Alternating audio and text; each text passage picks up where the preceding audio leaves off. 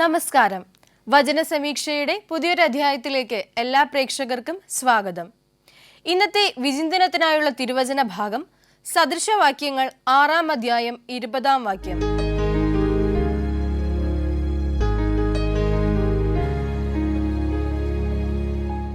എന്റെ മകനെ, നിന്റെ അപ്പന്റെ കൽപ്പന അനുസരിക്കുക, അമ്മയുടെ ഉപദേശം ഉപേക്ഷിക്കുകയുമരുത്.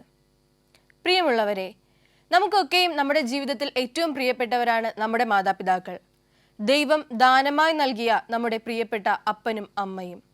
വിശുദ്ധ ഗ്രന്ഥത്തിൽ ഈ അപ്പനോടും അമ്മയോടുമുള്ള ഉത്തരവാദിത്തങ്ങളും കടമകളും തിരിച്ചുള്ള സ്നേഹവും ഒക്കെ പ്രതിപാദിക്കുന്ന ഒട്ടനവധി സാഹചര്യങ്ങളുണ്ട്. എന്നാൽ ഈ വചനം പ്രത്യേകമായി നമ്മളോട് കൽപ്പിക്കുന്നത് അല്ലെങ്കിൽ നമ്മോട് അരുളി ചെയ്യുന്നത് ഇപ്രകാരമാണ്: നിന്റെ പിതാവിന്റെ കൽപ്പനകൾ നീ അനുസരിക്കുക തന്നെ വേണം. അവന്റെ ഹൃദയത്തിന്റെ ആവശ്യങ്ങൾ, നിന്റെ നന്മയും നിന്റെ സ്നേഹവും നിന്റെ മുന്നോട്ടുള്ള ജീവിതത്തിന്റെ പ്രതീക്ഷകളും ഓർത്തുകൊണ്ടുള്ള അവൻ നിന്റെ മുൻപിലേക്ക് വയ്ക്കുന്ന കൽപ്പനകൾ അനുസരിക്കുവാൻ മക്കൾ എന്ന നിലയിൽ നാം ബാധ്യസ്ഥരാണ്.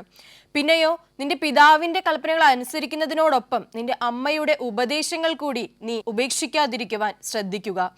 അപ്പനെയും അമ്മയെയും അളവറ്റ രീതിയിൽ സ്നേഹിക്കണമെന്നും അവരുടെ ഉപദേശങ്ങളും കൽപ്പനകളും നാം പാലിച്ച് അനുസരിക്കണമെന്നും നല്ല പ്രതിബദ്ധതയുള്ള മക്കളായി വളരണമെന്നും യേശു ജ്ഞാനത്തിലും പ്രായത്തിലും ദൈവത്തിൻ്റെയും മനുഷ്യരുടെയും പ്രീതിയിൽ വളർന്നു വന്നതുപോലെ വളരണമെന്നും ഈ വചനം നമ്മോട് അരുളി ചെയ്യുന്നു. അങ്ങനെയെങ്കിൽ ഇത്തരത്തിലുള്ള ഒരു ജീവിതം നയിക്കുന്നതിനായി ഈ വചനത്തെ നമ്മുടെ ഹൃദയത്തിലേക്ക് നമുക്ക് ചേർക്കാം. വചന സമീക്ഷയുടെ ഈ അധ്യായത്തിലേക്ക് എല്ലാ പ്രേക്ഷകർക്കും ഒരിക്കൽ കൂടി സ്വാഗതം. ഒരിക്കൽ ഒരു യുവാവ് തൻ്റെ ഏറ്റവും പ്രിയപ്പെട്ട സ്നേഹിതനും ദൈവഭക്തനുമായിട്ടുള്ള ഉത്തമ ഭക്തനുമായിട്ടുള്ള ഒരു ഡോക്ടറിനെ ഫോൺ ചെയ്യുകയാണ്. ആ ഡോക്ടറിനോട് അവൻ ഇപ്രകാരം പറയുന്നുണ്ട്: ഇത് ഞാൻ അവസാനമായി വിളിക്കുന്ന ഒരു കോളായിരിക്കും. ഞാൻ ഇന്ന് രാത്രി ആത്മഹത്യ ചെയ്യാൻ പോവുകയാണ്. ഈ ജീവിതത്തെ ഞാൻ വെറുത്തു, ഈ ലോകത്തെ ഞാൻ വെറുത്തു, ഇനി എനിക്ക് ഒന്നും തന്നെ ചെയ്യാനില്ല. അപ്പോൾ ആ ഡോക്ടർ അവനോട് തിരിച്ചു ചോദിക്കുന്നുണ്ട്: നീ എങ്ങനെയാണ് മരിക്കാൻ ആഗ്രഹിക്കുന്നത്? വിഷദ്രാവകം കഴിച്ചിട്ടാണോ, അല്ലെങ്കിൽ വേറെ ഏതെങ്കിലും രീതിക്കാണോ? എങ്ങനെയാണ് നീ മരിക്കാൻ ആഗ്രഹിക്കുന്നത്? എന്നാൽ ഇത് കേട്ട് യുവാവ് പെട്ടെന്ന് ഞെട്ടുന്നുണ്ട്. കാരണം അവൻ ആഗ്രഹിച്ച ഒരു റെസ്പോൺസ് അല്ലായിരുന്നു തിരിച്ച് ആ ഡോക്ടറിൽ നിന്ന് അവന് ലഭിക്കുന്നത്. അപ്പോൾ ഇവൻ പറയുന്നുണ്ട്: ഡോക്ടർ, ഞാൻ അങ്ങനെ ഒന്നും അല്ല മരിക്കാൻ തീരുമാനിച്ചിരിക്കുന്നത്. പിന്നെയോ, ഒരു ആറ്റിന്റെ സൈഡിലുള്ള അല്ലെങ്കിൽ ആറ്റിന്റെ വശത്തുള്ള വലിയൊരു വൃക്ഷത്തിന്റെ മുകളിലേക്ക് കയറി അവിടെ നിന്നും ആഴങ്ങളിലേക്ക് ചാടി മരിക്കുവാനാണ് ഞാൻ ആഗ്രഹിക്കുന്നത്. അപ്പോൾ ഇത് കേട്ടിട്ട് ഡോക്ടർ വീണ്ടും അവനോട് സംസാരിക്കുന്നുണ്ട്. പക്ഷെ അത് അവൻ ആഗ്രഹിക്കുന്ന രീതിയിലല്ല എന്ന് മാത്രം. ഡോക്ടറിന്റെ ആ ഒരു പ്രത്യുത്തരം കേട്ടിട്ട് ഈ ഒരു യുവാവിന് തന്നെ അത്ഭുതം തോന്നുന്നുണ്ട്, അല്ലെങ്കിൽ അവൻ തന്നെ അമ്പരന്ന് പോകുന്നുണ്ട്. അപ്പോൾ എന്തായിരിക്കും ഡോക്ടർ അവനോട് പറഞ്ഞത്? എന്തായിരിക്കും അവൻ ആത്മഹത്യ ചെയ്യാൻ പോകുന്നു എന്ന് പറയുമ്പോൾ ഒരു സ്നേഹിതന്റെ മറുപടി എന്നുള്ളതിലേക്ക് നമുക്ക് മടങ്ങി വരാം. അതിനു മുൻപായി നമ്മുടെ വചന സമീക്ഷയുടെ ഒന്നാമത്തെ കോളറിലേക്ക് നമുക്ക് പോകാം. നമസ്കാരം, വചന സമീക്ഷയിലേക്ക് സ്വാഗതം. ആരാണ്? എന്റെ പേര് ബോബി എന്നാണ്. നെയ്യാറ്റിൻകരയിൽ നിന്ന് ബോബി അങ്കിൾ അല്ലേ? അതെ. അങ്കിളുടെ വീട്ടിൽ ആരൊക്കെയുണ്ട്? വീട്ടിലെ അച്ഛനമ്മയും ഞാനും എന്റെ ഭാര്യയും 2 അനിയത്തിമാരും. ഒരാൾ മൈസൂരിലാണ്, ഒരു കുടുംബമായിട്ട് കുഞ്ഞുങ്ങളായിട്ട് അവിടെ സെറ്റിലാണ്. Okay okay. ഇളയ അനിയത്തി ഇവിടെ ഉണ്ട്, വീടിന്റെ അടുത്ത് തന്നെ സ്വന്തമായിട്ട് വീട് വെച്ച് താമസിക്കും. Okay okay. അങ്കിളെ, അവിടെ മഴയൊക്കെ ഉണ്ടോ? ഇപ്പൊ മഴ ഇന്ന് രാവിലെ നല്ല വെയിലുണ്ടായിരുന്നു. ഇപ്പൊ മഴ ചെറുതായിട്ട് കറുത്ത് കിടക്കണം അടുത്ത മഴയ്ക്ക്. സുഖമായിട്ടിരിക്കുന്നോ വീട്ടിലെല്ലാരും? എല്ലാവരും സുഖം. അപ്പൊ നമുക്ക് വചന സമീക്ഷയിൽ 4 ക്വസ്റ്റ്യൻസ് ആയിരിക്കും ഉണ്ടായിരിക്കാം. നമുക്ക് ക്വസ്റ്റ്യൻസിലേക്ക് കയറിയാലോ? ഓക്കെ. അതിനിടയ്ക്ക് നമുക്ക് ബാക്കി വിശേഷങ്ങളിലേക്ക് വരാം. അപ്പൊ ബോബിയങ്ങളിന് വേണ്ടിയിട്ടുള്ള ഒന്നാമത്തെ ചോദ്യം ഇതാണ്: യാഗപീഠവും സ്തംഭവും മിസ്രയീം ദേശത്തിന്റെ നടുവിൽ സൈന്യങ്ങളുടെ യഹോവയ്ക്ക് എന്തായിരിക്കും? ഒരിക്കൽ കൂടി ചോദിക്കാം. യാഗപീഠവും സ്തംഭവും മിസ്രയീം ദേശത്തിന്റെ നടുവിൽ സൈന്യങ്ങളുടെ യഹോവയ്ക്ക് എന്തായിരിക്കും?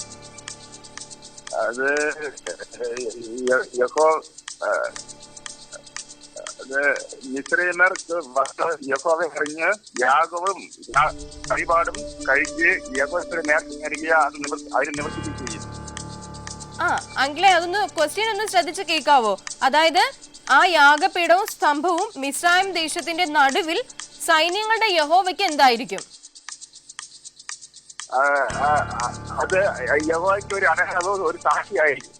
ശരി ഉത്തരം, കൺഗ്രാറ്റുലേഷൻസ്. ആ അതിന്റെ ഉത്തരം ഇങ്ങനെയാണ്: ഒരു അടയാളവും ഒരു സാക്ഷ്യവും. ആ ഓക്കെ, ഇപ്പൊ സംശയമൊന്നുമില്ലല്ലോ? ഇല്ല. രണ്ടാമത്തെ ചോദ്യം ചോദിക്കട്ടെ? ആ രണ്ടാമത്തെ ചോദ്യം ഇതാണ്: യഹോവ അവരെ വിടുവിക്കുവാൻ പ്രബലനായ ഒരു രക്ഷകനെ അയച്ചത് എപ്പോഴാണ്?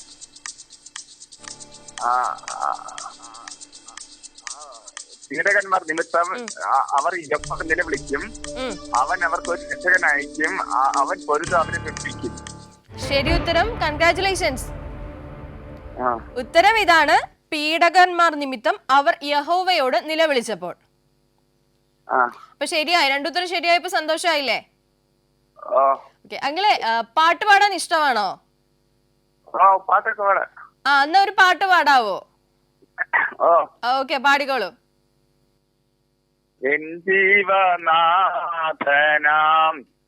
എൻ പ്രിയ യേശുവേ, തിരുനാമം ഒന്നു മാത്രമാണ് ആത്മാവിനാലംബം.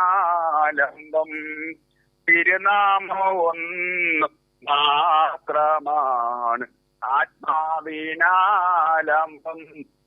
വചനത്തിനാഴങ്ങളിൽ വേരു നീ ദൃഷ്ടി വൈഭാൻ.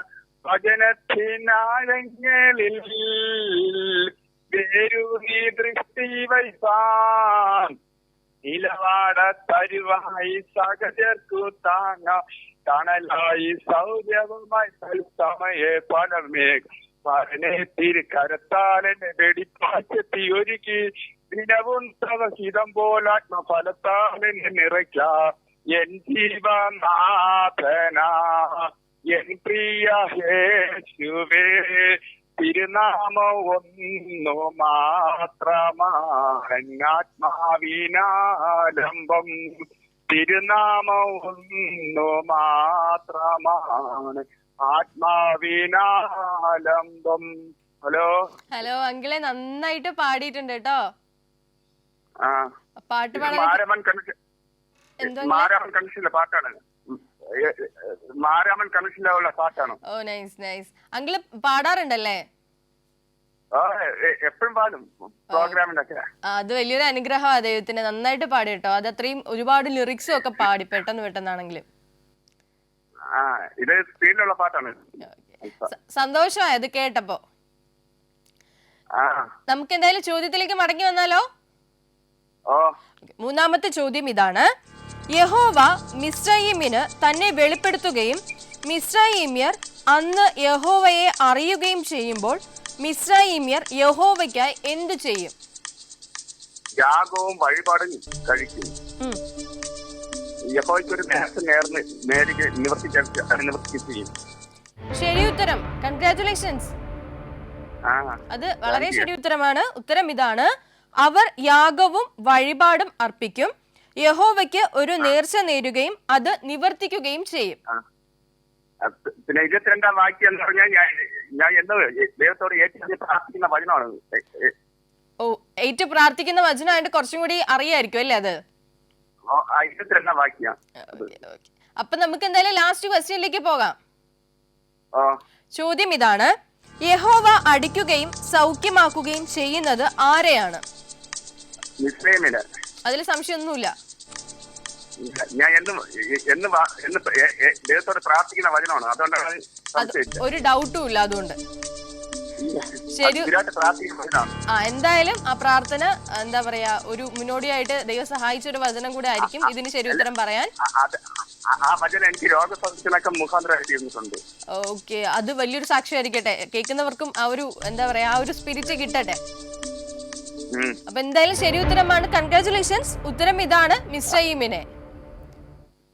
ഓക്കെ, അപ്പൊ 4 ക്വസ്റ്റ്യൻസ് ശരിയായപ്പോ വലിയൊരു സന്തോഷം തോന്നുന്നില്ലേ? അപ്പൊ എന്തായാലും ഇനിയും വിളിക്കുക കേട്ടോ, ഇനിയും പങ്കെടുക്ക. സന്തോഷം ഞങ്ങളെ വിളിച്ച്.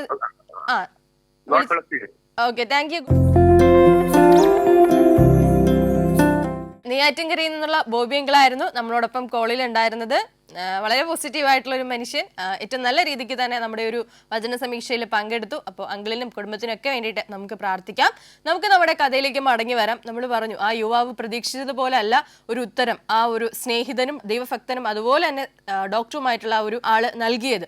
അപ്പോൾ ഇവൻ മരിക്കാൻ പോകുന്നു എന്ന് പറയുമ്പോൾ ആ ഡോക്ടർ തിരിച്ചിങ്ങനെ പറയുന്നുണ്ട്, ഞാനൊരു കാര്യം നിന്നോട് പ്രത്യേകമായിട്ട് പറയാം. നീ പറഞ്ഞല്ലോ നീ വെള്ളത്തിലേക്ക് ചാടിയാണ് മരിക്കാൻ പോകുന്നതെന്ന്. തീർച്ചയായിട്ടും നിനക്ക് അങ്ങനെ മരിക്കാം. പക്ഷെ ചെയ്യുമ്പോൾ നീ കുറച്ച് കാര്യങ്ങൾ ശ്രദ്ധിക്കണം. നീ ആ മരത്തിന്റെ ഏറ്റവും മുകളിൽ കയറി നിന്നിട്ട് വേണം താഴോട്ട് ചാടാൻ, എങ്കിലേ ആഴങ്ങളിലേക്ക് പോവുകയുള്ളൂ. പിന്നെ അത് മാത്രമല്ല, നീ ചാടുമ്പോൾ കുറച്ച് ഭാരമുള്ള ഒരു കല്ല് കൂടി നിന്റെ അരയിൽ നീ കെട്ടിയിടണം. അങ്ങനെയാണെങ്കിൽ നീ മുകളിലേക്ക് ഉയർന്നു വരില്ല, നീ അടിത്തട്ടിലേക്ക് തന്നെ പോകും. പിന്നീട് ഒരു കാര്യം കൂടി പറയുന്നുണ്ട്, നീ ചാടുമ്പോൾ ഏറ്റവും ശക്തി എടുത്ത് ചാടുക. അപ്പോൾ നീ ഏറ്റവും അടിത്തട്ടിലേക്ക് പോകും, പിന്നെ നിനക്ക് ജീവിക്കാനും പറ്റില്ല. അത് മാത്രമല്ല, നീ രാവിലെ 2 മണിക്ക് എല്ലാവരും ഉറക്കം ഉണരുന്നതിന് മുൻപ് ചാടണം. അങ്ങനെയാണെങ്കിൽ നിന്നെ സഹായിക്കാനും ആരും വരില്ല. അപ്പോൾ നിനക്ക് നിന്റെ മരണം ഉറപ്പാക്കാൻ സാധിക്കും. അപ്പോൾ ഈ ഡോക്ടർ ഇത് പറയുമ്പോൾ ഈ ചെറുപ്പക്കാരൻ പെട്ടെന്നൊന്ന് ഞെട്ടിപ്പോകുന്നുണ്ട്, ഈ യുവാവ് ഞെട്ടിപ്പോകുന്നുണ്ട്. എന്നിട്ട് പരിഭവത്തോടെ പറയുന്നുണ്ട്, ഞാൻ ഇത്രയൊക്കെ പറഞ്ഞിട്ട് ഞാൻ മരിക്കാൻ പോവാണെന്ന് പറഞ്ഞിട്ട് ഡോക്ടർ എന്താ, അല്ലെങ്കിൽ നീ എന്താ എന്നെ അതിൽ നിന്ന് പിന്തിരിപ്പിക്കാത്തത്, എന്നെ സമാധാനിപ്പിക്കാത്തത് എന്താ, എന്നെ ആശ്വസിപ്പിക്കാത്തത് എന്താ? അപ്പോൾ ഡോക്ടർ ഒരു പൊട്ടിച്ചിരിക്കുന്നുണ്ട്. അതിനുശേഷം ഡോക്ടർ ഒരു ഉത്തരം അവന് കൊടുക്കുന്നുണ്ട്. അത് എന്താണെന്ന് നമുക്ക് കേൾക്കാം. അതിനു മുൻപായി നമ്മുടെ രണ്ടാമത്തെ കോളറിലേക്ക് നമുക്ക് പോകാം. നമസ്കാരം, വചന സമീക്ഷയിലേക്ക് സ്വാഗതം. ആരാണ്? Saramma Joseph from Kottayam Pullirikkunnu. കോട്ടയത്ത് നിന്ന് സാറാമ്മ ആന്റിയാണ് അല്ലേ? അതെ അതെ. ആന്റി, വീട്ടിൽ ആരൊക്കെ ഉണ്ട്? വീട്ടിലിപ്പോ എന്റെ മോന്റെ വൈഫുണ്ട്. ഓക്കെ, സന്തോഷമായിട്ടിരിക്കുന്നോ? അതെ അതെ, കുഴപ്പമൊന്നുമില്ല, സന്തോഷം. കോട്ടയത്ത് എന്തൊക്കെയുണ്ട് വിശേഷം? മഴ. ഓ, മഴയാണ്. മഴ, ഭയങ്കര മഴ. ഞങ്ങളും വാർത്തയിൽ കൂടെ ഒക്കെ കേൾക്കുന്നുണ്ട്, കോട്ടയം ആ ഭാഗത്തോട്ടൊക്കെ നല്ല മഴയാണ്. നല്ല മഴയാണ്. സാരില്ല, നമുക്ക് ആന്റി ക്വസ്റ്റ്യൻസിലേക്ക് കയറിയാലോ? നമ്മുടെ 4 ക്വസ്റ്റ്യൻസ് ഉണ്ടാവും. ക്വസ്റ്റ്യൻസിലേക്ക് കയറിയാലോ? ആയിക്കോട്ടെ. എന്നിട്ട് നമുക്ക് ഇടയ്ക്ക് വിശേഷത്തിലോട്ട് വരാം. അതെ അതെ. ഒന്നാമത്തെ ചോദ്യം ഇതാണ്, മദ്യപനെ പോൽ അങ്ങോട്ടും ഇങ്ങോട്ടും ചാഞ്ചാടുന്നത് എന്താണ്? ഭൂമി. ശരി ഉത്തരം, കൺഗ്രാറ്റുലേഷൻസ്. ഉത്തരം ഇതാണ്, ഭൂമി. അതെ.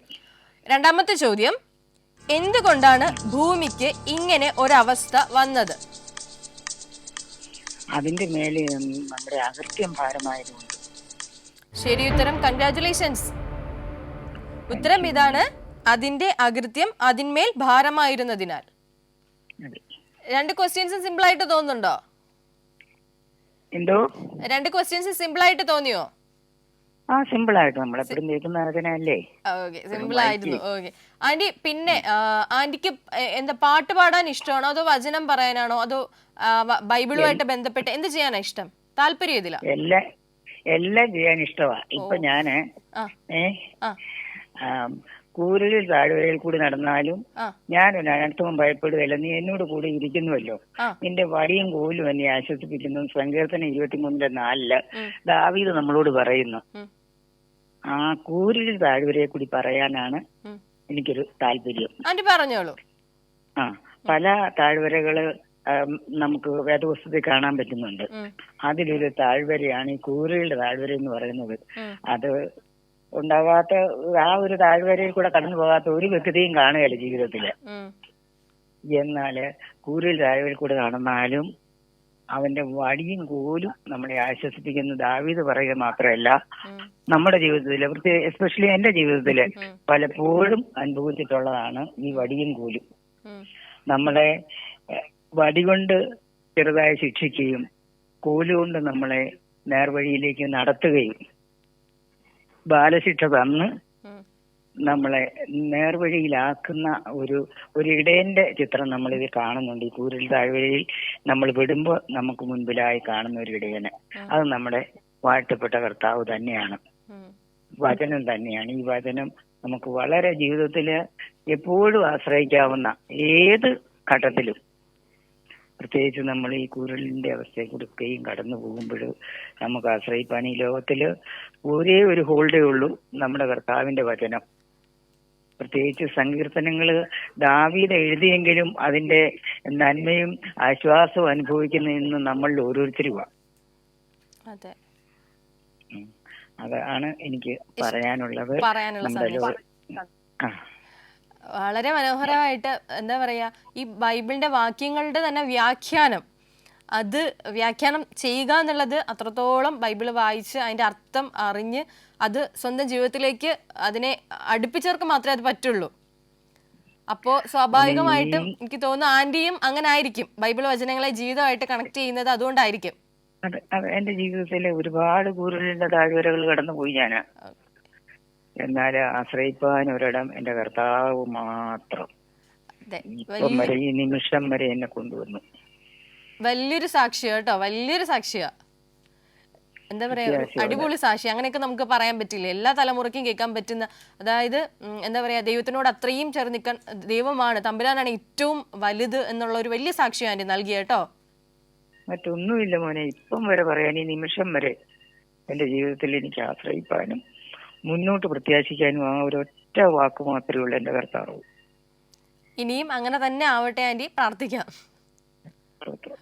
നമുക്ക് ക്വസ്റ്റ്യൻസിലേക്ക് കയറിയാലോ? ആയിക്കോട്ടെ മോനെ. മൂന്നാമത്തെ ചോദ്യം ഇതാണ്: ആ നാളിൽ യഹോവ സന്ദർശിക്കുന്നത് ആരെയാണ്? ഭൂപാലകന്മാരെ സന്ദർശിക്കും, സൈന്യത്തെയും. ഉന്നതന്മാരുടെ സൈന്യത്തെയും ഭൂ രാജാക്കന്മാരെയും കർത്താവ് സന്ദർശിക്കും, യഹോവ സന്ദർശിക്കും. ശരി ഉത്തരം, കൺഗ്രാറ്റുലേഷൻസ്. Thank you. ഉത്തരം ഇതാണ്: ഉയരത്തിൽ ഉന്നതന്മാരുടെ സൈന്യത്തെയും ഭൂമിയിൽ ഭൂപാലന്മാരെയും. അതെ. ലാസ്റ്റ് ക്വസ്റ്റ്യൻ കൂടെ ചോദിക്കട്ടെ? ചോദിച്ചോളൂ. ചോദ്യം ഇതാണ്: സൈന്യങ്ങളുടെ യഹോവ സിയോൻ പർവ്വതത്തിലും യെരൂശലേമിലും വാഴുന്നതിനാലും അവന്റെ മൂപ്പന്മാരുടെ മുൻപിൽ മഹത്വം വെളിപ്പെടുത്തുന്നതിനാലും എന്താണ് സംഭവിക്കുന്നത്? സൂര്യനും ചന്ദ്രനും നാണിച്ച് തലതാഴ്ത്തും. സംശയമൊന്നുമില്ല അതില്? ഇല്ല. ശരി ഉത്തരം, കൺഗ്രാറ്റുലേഷൻസ്. Thank you. ഉത്തരം ഇതാണ്: ചന്ദ്രൻ വിളറുകയും സൂര്യൻ ലജ്ജിക്കുകയും ചെയ്യും. ചെറിയ വേർഡിന്റെ വ്യത്യാസം. ശരി, അത് വേർഡിങ്സ് അറിയാലോ, ബൈബിള് മാറുന്ന അനുസരിച്ച് അത് പ്രശ്നമുള്ള കാര്യമല്ല. അപ്പൊ എന്തായാലും 4 ചോദ്യങ്ങളും ശരി ഉത്തരമാണ്. അതുപോലെ തന്നെ വലിയൊരു വചനത്തിന്റെ വ്യാഖ്യാനം നമുക്ക് ലഭിച്ചു. നമുക്കെന്ന് പറഞ്ഞാൽ നമ്മുടെ ഒരുപാട് പ്രേക്ഷകർ ഇത് കണ്ടുകൊണ്ടിരിക്കുന്ന എല്ലാവരിലേക്കും അതിന്റെ ഒരു, നമ്മൾ പറയില്ലേ, ഒരു തീപ്പൊരി ഇറങ്ങി ചെല്ലട്ടെ എന്ന് തന്നെ നമുക്ക് പ്രാർത്ഥിക്കാം. അപ്പൊ ആന്റി ഇനിയും വിളിക്കുക. Thank you so much. തീർച്ചയായിട്ടും. Okay, thank you aunty, thank you. കോട്ടയത്തു നിന്നുള്ള സാറാമ്മ ആന്റി ആയിരുന്നു നമ്മളോട് സംസാരിച്ചത്. വളരെ നല്ല രീതിക്ക് നമ്മുടെ വചനവുമായിട്ട് ബന്ധപ്പെട്ടുള്ള ഒരു വ്യാഖ്യാനം, അത് വലിയൊരു കാര്യമാണ്. വ്യാഖ്യാനം നടത്തുക എന്നുള്ളത്, അത് സ്വന്തം ജീവിതമായിട്ട് ചേർത്ത് നിർത്തി പറയുക എന്നുള്ളത് അതിനേക്കാളും വലിയൊരു കാര്യം, മഹത്തരമായിട്ടുള്ള കാര്യം. അപ്പോൾ തീർച്ചയായിട്ടും ആന്റിക്കും ആന്റിയുടെ മകൾക്കും കുടുംബത്തിനും ഒക്കെ വേണ്ടിയിട്ട് നമുക്ക് പ്രാർത്ഥിക്കാം. നമ്മുടെ കഥയിലേക്ക് നമുക്ക് മടങ്ങി വരാം. ആ പരിഭവത്തോടു കൂടി ഇരിക്കുന്ന യുവാവ്, അല്ലെങ്കിൽ എന്തുകൊണ്ട് എന്നെ ആശ്വസിപ്പിച്ചില്ല എന്ന് ചോദിക്കുന്ന യുവാവിനോട് ഡോക്ടർ ഇങ്ങനെ പറയുന്നുണ്ട്: പ്രിയപ്പെട്ട കൂട്ടുകാരാ, നീ ഒരു ദൈവ സൃഷ്ടിയാണ്, അത് നീ മറന്നുപോയി. നിനക്ക് വേണ്ടി കുരിശിൽ തൂങ്ങിയ പുത്രനായ ദൈവത്തെ നീ മറന്നുപോയി. നിന്നെ അനുദിനം വഴി നടത്തുന്ന പരിശുദ്ധാത്മാവിനെ നീ മറന്നുപോയി. നിന്നെ തന്നെ സ്നേഹിക്കാൻ, അല്ലെങ്കിൽ നിന്നെ പോലെ നിന്റെ അയൽക്കാരനെ സ്നേഹിക്കാൻ നിന്നെ പഠിപ്പിച്ച ആ സ്വർഗത്തിന്റെ അരുളപ്പാടിനെ, ആ ഒരു കൽപ്പനയെ നീ മറന്നുപോയി. നിന്നെ അനുദിനം നടത്തുന്ന ദൈവത്തെ തന്നെ നീ മറന്നു പോവുകയാണ്. അങ്ങനെയെങ്കിൽ നീ ജീവിക്കാനും കൊതിച്ചിട്ട് കാര്യമില്ലല്ലോ. അങ്ങനെയാണെങ്കിൽ നീ മരിക്കേണ്ടവൻ തന്നെയാണ്. നീ നിനക്ക് വേണ്ടി മാത്രം ചിന്തിച്ചത് കൊണ്ടാണ് ഈ ലോകത്തിന് നിനക്കൊന്നും ചെയ്യാനില്ലെന്ന് നീ പറഞ്ഞത്. പക്ഷെ മറ്റുള്ളവർക്ക് വേണ്ടി, നിന്റെ കൂടെയുള്ളവർക്ക് വേണ്ടി ഒരു നിമിഷമെങ്കിലും നീ ചിന്തിച്ചിരുന്നെങ്കിൽ ഒരുപക്ഷെ നീ അങ്ങനെ പറയില്ലായിരുന്നു. നമ്മുടെ ജീവിതം നമുക്ക് വേണ്ടി മാത്രമുള്ളതല്ല, മറ്റുള്ളവർക്ക് കൂടി വേണ്ടിയുള്ളതാണ്. ആ തിരിച്ചറിവ് നിനക്കില്ലെങ്കിൽ നീ മരിക്കേണ്ടവനാണ്, നീ പോയി മരിച്ചോളൂ. എന്നാൽ ഇത് കേട്ട് ആ യുവാവിന് ചെറിയ ചലനങ്ങൾ ഹൃദയത്തിൽ ഉണ്ടാകുന്നുണ്ട്. അവന്റെ തീരുമാനങ്ങൾ അവൻ മാറ്റാൻ ആഗ്രഹിക്കുന്നുണ്ട്. എപ്രകാരമായിരിക്കും അവനത് തീരുമാനം മാറ്റിയത് എന്നുള്ള വിശേഷത്തിലേക്ക് നമുക്ക് മടങ്ങി വരാം. അതിനു മുൻപായി നമ്മുടെ 3ാമത്തെ കോളിലേക്ക് നമുക്ക് പോകാം. നമസ്കാരം, വചന സമീക്ഷയിലേക്ക് സ്വാഗതം. ആരാണ്? ഷീബ ആന്റി, എവിടെ നിന്ന് വിളിക്കുന്നു? മുളകാട്. വീട്ടിലാരൊക്കെ ഉണ്ട് ആന്റി? വീട്ടിലിപ്പോ ഞാനും ഹസ്ബൻഡും ഒരു മോള്, ഒരു മോളക്കാർക്ക് എത്തിച്ചു. മോള് പഠിക്കുവാണോ? ഡിഗ്രി കഴിഞ്ഞത്. അപ്പൊ സന്തോഷമുള്ളൊരു കുടുംബം അല്ലേ? അതെ അതെ അതെ ആന്റി, അറിയാലോ നമുക്ക് 4 ചോദ്യങ്ങളാണ് ആയിരിക്കും ഉണ്ടാവുക ബൈബിളുമായിട്ട് ബന്ധപ്പെട്ട്. അപ്പൊ ഇതിനിടയ്ക്ക് നമുക്ക് വിശേഷങ്ങളിലേക്ക് കൂടി വരാം. ആദ്യത്തെ ചോദ്യം ചോദിക്കട്ടെ? അറിയാനല്ലേ പറയുള്ളൂ. ഓക്കെ, അത് സാരമില്ല, കുഴപ്പമില്ല. അപ്പോ ആന്റിക്ക് വേണ്ടിയിട്ടുള്ള 1ാമത്തെ ചോദ്യം ഇതാണ്: ദുഷ്ടനെ എങ്ങനെയാണ് യഹോവ കൈകാര്യം ചെയ്യുന്നത്?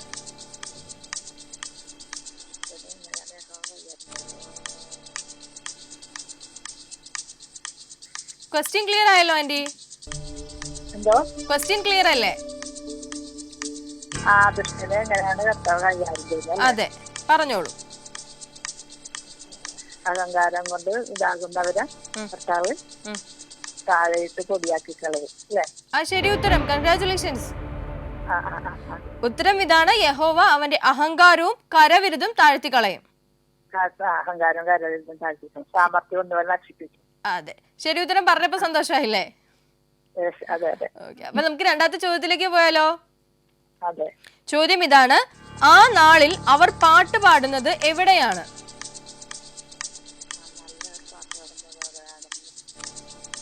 യൂദാദേശത്ത്. ശരി ഉത്തരം. കൺഗ്രാറ്റുലേഷൻസ്. ഉത്തരം ഇതാണ്. യഹൂദ ദേശത്ത്.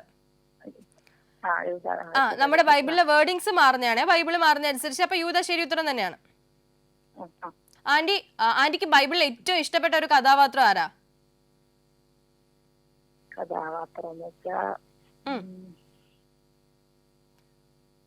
ഇതുവരെ വായിച്ചിട്ട് ജോബ് എല്ലാ കഷ്ടതകൾ സഹിച്ചിട്ടും ഈശോയില് ഉറച്ച് വിശ്വസിച്ച് നിന്ന് നീതിമാനായ എല്ലാം നഷ്ടപ്പെട്ടിട്ടും സാധാരണ സംഭളിപ്പിക്കാൻ നോക്കി. എന്നാലും എന്റെ ഈശോ കൂടെ ഉള്ളതുകൊണ്ട് എനിക്കൊന്നും സംഭവിക്കില്ല എന്നുള്ള ഇതില് ഇടിച്ചു നിന്ന് ജോബ്. അതെ, എല്ലാ കഷ്ടതകളിലും ഈശോയെ അല്ലെങ്കിൽ ദൈവത്തെ തന്നെ അടിയുറച്ച് വിശ്വസിച്ച ജോബ് അല്ലേ? അതെ അതെ. നമുക്ക് എന്ത് പ്രതിസന്ധി ഉണ്ടെങ്കിലും ഈശോയിൽ വിശ്വസിക്കുന്നതുകൊണ്ട് നമുക്ക് എല്ലാത്തിൽ നിന്നും നമുക്ക് കരകയറാൻ പറ്റുമെന്നുള്ള പൂർണ്ണ വിശ്വാസം നമുക്കുള്ളിലുണ്ടെങ്കിൽ എത്ര വലിയ ഇതാണെങ്കിലും നമുക്ക് നടന്നു കിട്ടും. അതെ, അപ്പൊ ജോബിനെ പോലെ വിശ്വാസമുള്ളവരായിട്ട് നമുക്ക് മാറാം അല്ലേ? അതെ അതെ. Okay okay, thank you anti. അപ്പൊ നമുക്ക് അടുത്ത ചോദ്യത്തിലേക്ക് പോയാലോ? മൂന്നാമത്തെ ചോദ്യം ഇതാണ്. ആരുടെ പ്രവേശനത്തിനാണ് വാതിലുകൾ തുറക്കുന്നത്? അവരുടെ പ്രത്യേകത എന്താണ്? ആരുടെ പ്രവേശനത്തിനാണ് വാതിലുകൾ തുറക്കുന്നത്? അവരുടെ പ്രത്യേകത എന്താണ്? അതായത് പിന്നെ വിശ്വസ്തത പാലിക്കുന്നവൻ നീതിമായ ജനതകൾക്ക്. ശരി ഉത്തരം. ശരി ഉത്തരമാണ് ആന്റി. കൺഗ്രാറ്റുലേഷൻസ്. ഉത്തരം ഇതാണ്. വിശ്വസ്തത പുലർത്തുന്ന നീതിയുള്ള ജനതയുടെ. സന്തോഷായില്ലേ മൂന്നും ശരിയായപ്പോ? അതെ അതെ, ഈശോന്റെ കൂടെ ഉണ്ട്. തീർച്ചയായിട്ടും. ഇനി അപ്പോ ആ ഈശോയിൽ തന്നെ വിശ്വസിച്ച് നമുക്ക് അവസാനത്തെ ചോദ്യത്തിലേക്ക് പോയാലോ? ലാസ്റ്റ് ചോദ്യം ഇതാണ്. സമ്പൂർണ്ണ സമാധാനത്തിൽ യഹോവ സംരക്ഷിക്കുന്നത് ആരെയാണ്? സമ്പൂർണ്ണ സമാധാനത്തിൽ യഹോവ സംരക്ഷിക്കുന്നത് ആരെയാണ്? അതായത് സമാധാനത്തിൽ, അങ്ങനെ ആ സമ്പൂർണ്ണ സമാധാനത്തിൽ യഹോവ സംരക്ഷിക്കുന്നത് ആരെ? ഒരു പ്രത്യേക ഒരു വിഭാഗത്തിനെ അല്ലെങ്കിൽ ഒരു പ്രത്യേകമായിട്ടുള്ള ആൾക്കാരെ പറയുന്നുണ്ട്. അവരെ യഹോവ സമാധാനത്തിൽ സംരക്ഷിക്കും. ആരെയാണ്? ദൈവത്തിൽ ഹൃദയമുറപ്പിക്കുന്നവര് സമാധാനത്തിന്റെ വാതിലുകളിൽ സംരക്ഷിക്കും. ശരി ഉത്തരം. കൺഗ്രാറ്റുലേഷൻസ്. ഉത്തരം ഇതാണ്. യഹോവയിൽ മനസ്സുറപ്പിച്ചിരിക്കുന്നവനെ. അതെ അതെ, നേരത്തെ പറഞ്ഞ അതുപോലെ തന്നെയാണ്. അപ്പം എന്തായാലും 4 ചോദ്യങ്ങളും ശരിയാക്കിയിട്ടുണ്ട്. അപ്പൊ വലിയൊരു കൺഗ്രാറ്റുലേഷൻസ്. ആന്റിക്ക് സന്തോഷമായെന്ന് വിശ്വസിക്കുന്നു. അപ്പൊ തീർച്ചയായിട്ടും ആന്റി ഇനിയും വിളിക്കുക. അപ്പൊ ഞങ്ങൾക്ക് വേണ്ടി പ്രാർത്ഥിക്കണം. ഞങ്ങൾക്ക് ഇത് വീടൊക്കെയാണ്, അതൊക്കെ ഒന്ന് പൊളിച്ച് പണിയെന്നൊക്കെ വലിയ ആഗ്രഹം ഇട്ട് നടത്തി തരുമെന്ന് ഉണ്ട്. എന്നാലും പ്രാർത്ഥിക്കണം ഞങ്ങൾക്ക് വേണ്ടി. ആന്റി തീർച്ചയായിട്ടും തീർച്ചയായിട്ടും എല്ലാ നിയോഗങ്ങളെയും സമർപ്പിച്ച് പ്രാർത്ഥനയിൽ ഞങ്ങൾ ഓർത്തോളാം. Okay, thank you aunty. Thank you so much. Sheeba aunty ആയിരുന്നു നമ്മളോടൊപ്പം കോളിൽ ഉണ്ടായിരുന്നത്. എല്ലാ ചോദ്യങ്ങൾക്കും ശരി ഉത്തരം പറഞ്ഞു. അങ്ങനെ നല്ലൊരു കോള് കൂടിയായിരുന്നു. അപ്പോൾ ആന്റിക്കും ആന്റി കുറച്ച് പ്രാർത്ഥനാ നിയോഗങ്ങളൊക്കെ പറഞ്ഞിട്ടുണ്ടല്ലോ. അപ്പോൾ ആ നിയോഗങ്ങൾക്കും ഒക്കെ വേണ്ടിയിട്ട് നമുക്ക് പ്രാർത്ഥിക്കാം. നമ്മുടെ കഥയുടെ അന്ത്യത്തിലേക്ക് മടങ്ങി വരാം. അപ്പോൾ ആ യുവാവ് ഡോക്ടറിന്റെ മറുപടി കേട്ടിട്ട് തീരുമാനിക്കുകയാണ് താൻ ചെയ്തത് അല്ലെങ്കിൽ താൻ ചെയ്യാൻ ആലോചിച്ചത് പോലും വലിയ ഒരു പാപമായിരുന്നു, തെറ്റായിരുന്നു. ദൈവം ദാനമായി നൽകിയ ജീവനെ നശിപ്പിക്കുവാൻ നമുക്ക് അധികാരമില്ല. ആത്മഹത്യ എന്ന എൻ്റെ ചിന്ത തന്നെ തെറ്റായിരുന്നു. ഞാൻ അതിന് പ്രായശ്ചിത്തം ചെയ്യണം എന്നുള്ള ഒരു ധാരണയിൽ ആ ചെറുപ്പക്കാരൻ മുന്നോട്ട് പോവുകയാണ്. പ്രിയമുള്ളവരെ, ഇവിടെ ഈശോ നമ്മളോട് പറയാതെ പറയുന്ന ഒരു കാര്യമുണ്ട്. അധ്വാനിക്കുന്നവരും ഭാരം ചുമക്കുന്നവരുമായി നിങ്ങൾ എല്ലാവരും എൻ്റെ അടുക്കൽ വരുവിൻ, ഞാൻ നിങ്ങളെ ആശ്വസിപ്പിക്കാം. നമ്മുടെ ജീവിതത്തിൽ നമ്മുടെ അധ്വാനങ്ങൾ, നമ്മുടെ ഭാരങ്ങളൊക്കെയും നമ്മൾ സമർപ്പിക്കേണ്ടത്, നമുക്ക് താങ്ങാവേണ്ടത് സർവശക്തനായ ദൈവവും അല്ലെങ്കിൽ ഗാഗുൽത്തായിൽ നമുക്ക് വേണ്ടി കുരിശിലേറ്റപ്പെട്ട ക്രിസ്തുവും തന്നെയാണ്. തീർച്ചയായും നമ്മൾ അവൻ്റെ അടുത്തേക്കാണ് പോകേണ്ടത്. അല്ലാതെ ജീവിതത്തിൽ ഒരു തളർച്ച വരുമ്പോൾ അവിടെ മരണമെന്നോ ആത്മഹത്യയെന്നോ ചിന്തിച്ച് ആ ഒരു അടിമത്തത്തിലേക്ക്, പാപത്തിലേക്കല്ല നമ്മൾ പോകേണ്ടത്. അതിനു വേണ്ടിയിട്ട് തിരഞ്ഞെടുക്കപ്പെട്ടവരല്ല നമ്മൾ. അങ്ങനെയെങ്കിൽ നമുക്ക് ഈശോയുടെ അടുക്കിലേക്ക് പോകാം. നമ്മുടെ വേദനകളിലും നൊമ്പരങ്ങളിലും നമ്മുടെ ആശ്വാസം ക്രിസ്തു തന്നെയാണ്. അവൻ്റെ അടുക്കിലേക്ക് തന്നെയാണ് നാം പോകേണ്ടത് എന്ന പൂർണ്ണ ബോധ്യത്തിൽ നമ്മുടെ ജീവിതത്തെ ഊട്ടിയുറപ്പിക്കുവാൻ, ജീവനെ ഊട്ടിയുറപ്പിക്കുവാൻ നമുക്ക് സാധിക്കട്ടെ. അതിനുവേണ്ടി നമുക്ക് പരിശ്രമിക്കാം. വചന സമീക്ഷയുടെ ഇന്നത്തെ അധ്യായം ഇവിടെ പൂർണ്ണമാകുന്നു. പുതിയൊരു അധ്യായത്തിൽ നമുക്ക് വീണ്ടും കണ്ടുമുട്ടാം. നന്ദി, നമസ്കാരം.